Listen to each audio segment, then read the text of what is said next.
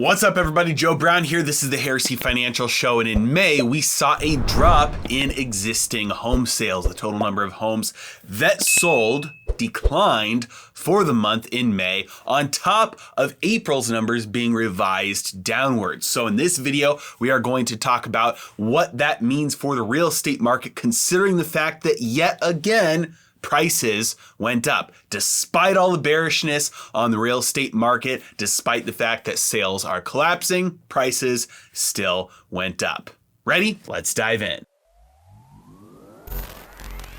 Real quick, this video is sponsored by Swan Bitcoin. You've heard me talk about them a lot because they are the easiest and the cheapest and the safest way to dollar cost average into Bitcoin. I use Swan Bitcoin every single day, and I auto withdraw to a wallet of my choice. And if you use my link in the description below, you'll get $10 worth of Bitcoin just for signing up. And at today's discount prices, that could be worth a lot more in the future. All right, so existing home sales have fallen 4 months in a row now. If we take a look at May, we can see that existing homes dropped 3.4% to the seasonally adjusted number of 5.41 million units. And experts anticipate a further decline. Now, it's important to remember that this number is closings. And so there's a long lag time between the time where somebody decides to buy a house and the time that that house is actually purchased 1 month or 2 months later.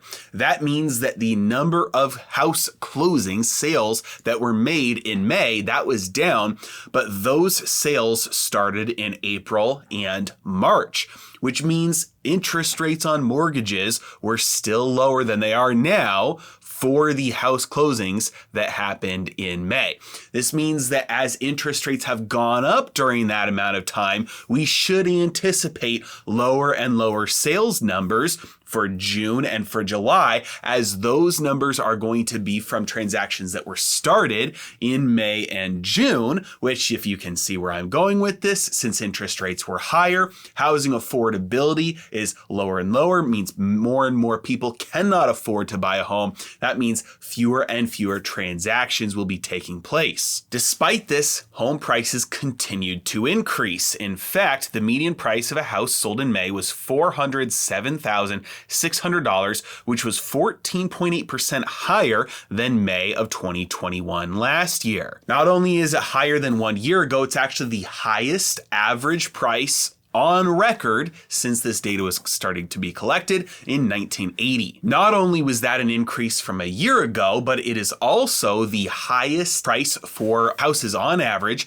since this data started to be collected in the 1980s. Now, for about 2 years now, I've been very bullish on real estate, and it wasn't until about a month ago, maybe even just a couple of weeks ago, where I said this is the first time I'm seeing data that makes me think that we might have a dip in housing prices. And for a couple years now, every time I've made a video about real estate, there are plenty of people that say, I disagree, I think the housing market is about to crash. And we have to ask ourselves, despite all of the bearishness, the bad news happening in real estate right now, why is it that prices are still going up? And the reality is, it's always a matter of supply and demand. Now, those can be manipulated through interest rates, through subsidies for home buyers, through an increase in loans made available to people because of relaxed lending standards, all of that. However, if we take a look at what's going on right now, this chart is from the Calculated Risk blog by Bill McBride. You can see here that the total existing home inventory is still well below historical levels.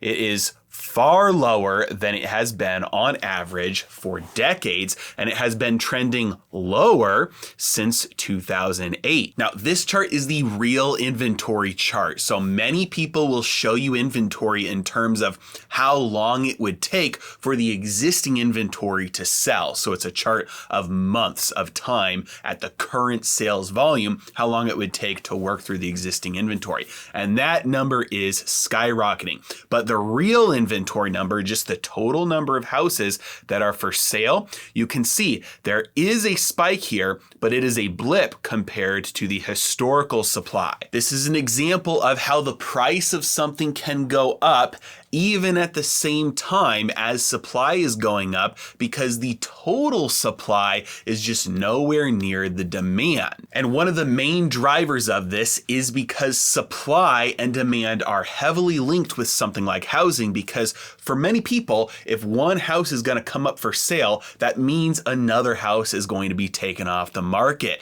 If you take a look at who is buying houses, we can see that investors make up 16% of transactions, and first-time home buyers make up 27% of transactions. This means the rest of these transactions are people who are selling one home and moving in and buying another. That means that supply and demand are heavily linked here, and so when housing affordability goes away because prices are still going up, and because mortgage rates are going up and many people are priced out of buying a home, that means that for the most part, those buyers are not going to be selling the home that they're currently in, because most home buyers already live in a home. They're not first-time home buyers and investors. Most home buyers are going to be having to sell the home they're in if they want to go buy another home. And to the extent that people are priced out of buying a new home, that also means they're priced out of selling their current home.